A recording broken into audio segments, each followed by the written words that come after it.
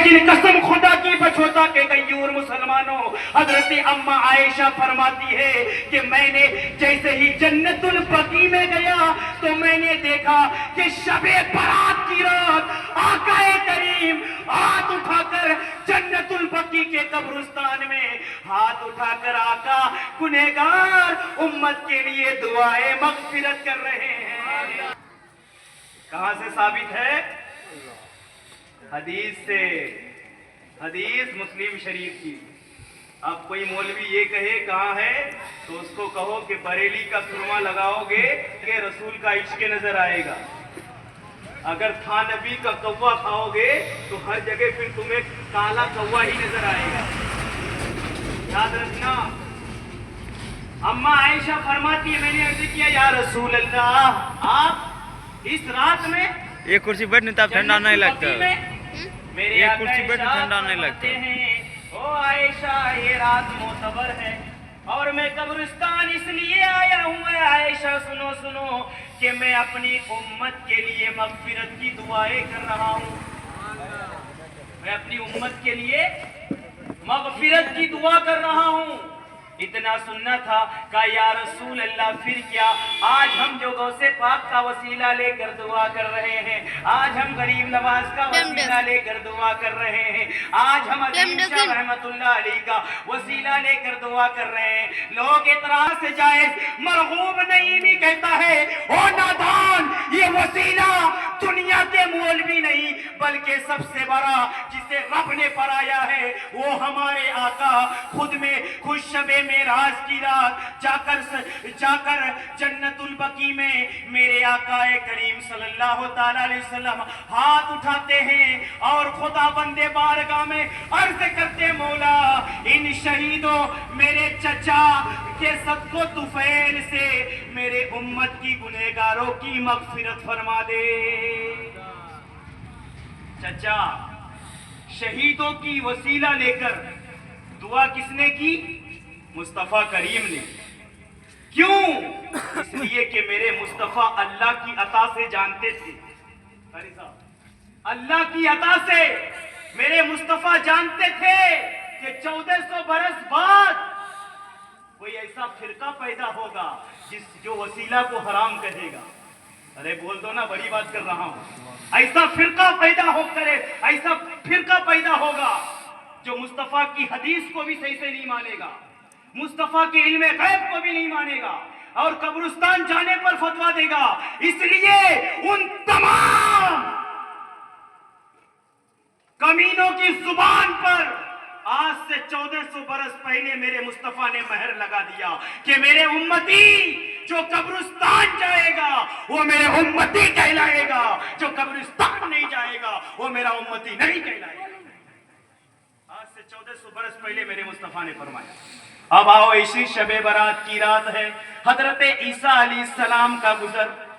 आप तशरीफ लेकर जाते हैं, आप नहीं जानते हैं कि इस रात की फजीलत क्या है। ऐ बछोता वालों, गौर से सुनना, इस रात की फजीलत क्या है। मेरे आकाए करीम अलैहिस्सलातो व तस्लीम के प्यारे दीवानों, हजरत ईसा रूहुल्लाह सफर करके रास्ते से जा रहे हैं। क्या देखते हैं कि रास्ते में एक पत्थर है और इतना खूबसूरत है कि जिसका दुनिया में कोई मिसाल पेश नहीं कर सकता, उससे ज्यादा खूबसूरत। हजरत ईसा फरमाते हैं, मैंने पत्थर नहीं देखा, लेकिन कसम खुदा की हजरत ईसा कहते फरमाते हैं कि मैंने उस पत्थर को नहीं देखा, मैं पत्थर को देखकर ताज्जुब में पड़ गया कि रब्बे कदीर ने इससे ज्यादा खूबसूरत पत्थर पैदा नहीं किया है।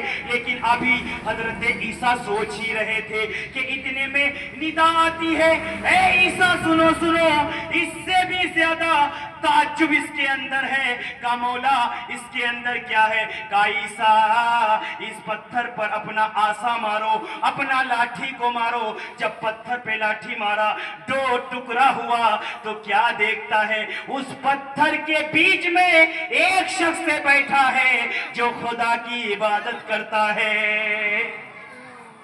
क्या करता है? इबादत करता है, खुदा की इबादत करता है। इतना सुनना था।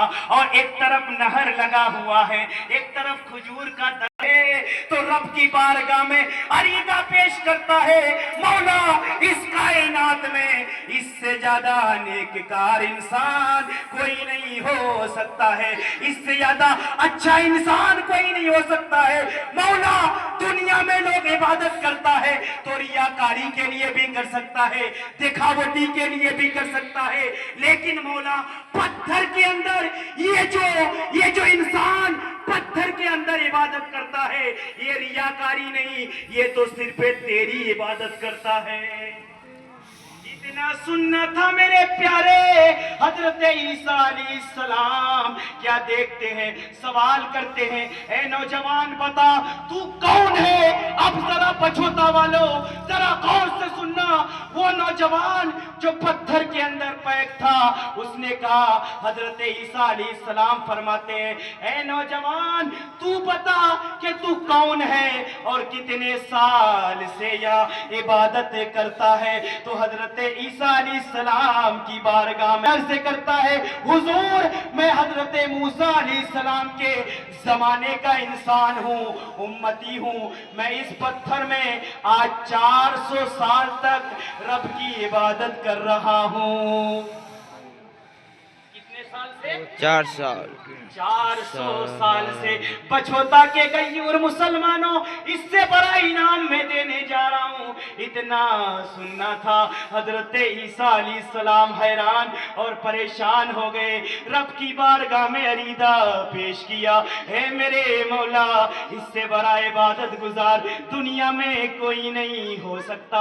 اتنا کہنا تھا کہ ندا آتا ہے، او میرے عیسیٰ سنو سنو، ان کی 400 سال کی عبادت کچھ بھی نہیں، لیکن تمہارے بعد ایک نبی تشریف لائے گا جن کا نام محمد عربی ہوں گے، جن کا نام محمد عربی ہوں گے۔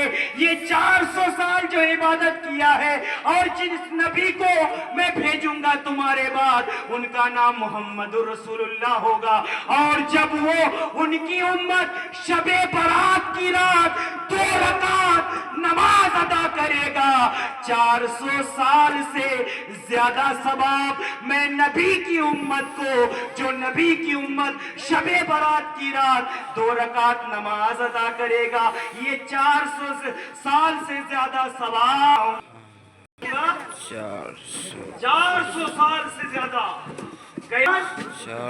2 رکعت نماز۔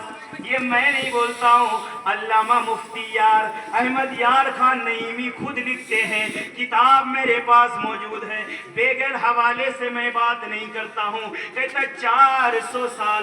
اب کچھ لوگ یہ بھی کہہ سکتا ہے کہ 400 سال کی عبادت 2 رکعت نماز سے زیادہ کیسے ہو سکتا ہے؟ تو سنو ہمارا عقیدہ یہ ہے کہ اللہ تبارک و تعالی بڑا غفور الرحیم ہے، اللہ بڑا رحمان ہے، اللہ بڑا رحیم ہے۔ یہ 2 رکعت نماز تو کیا، اگر ایک مرتبہ بندہ سچے دل سے اللہ کا نام پکار لے تو 400 سال تو کیا، وہ چاہے تو 4,00,000 سال کی ثواب عطا فرما سکتا ہے۔ وہ رب ہے، وہ جسے چاہے نواز دے میرے مصطفیٰ کی عطا سے، جسے چاہے۔ اس لیے شاعر نے کہا تھا کہ در پہ گئے روکے نہ جائیے، پچھوتا والا ذرا زور سے بول دیجئے، در پہ گئے روکے نہ جائیے، بھیک لینے مدینے چلے جائیے، کوئی دینے والا ہو تو سامنے لائیے، کون دیتا ہے دینے کو منہ چاہیے، کون دیتا ہے دینے کو منہ چاہیے، ارے دینے والا ہے سچا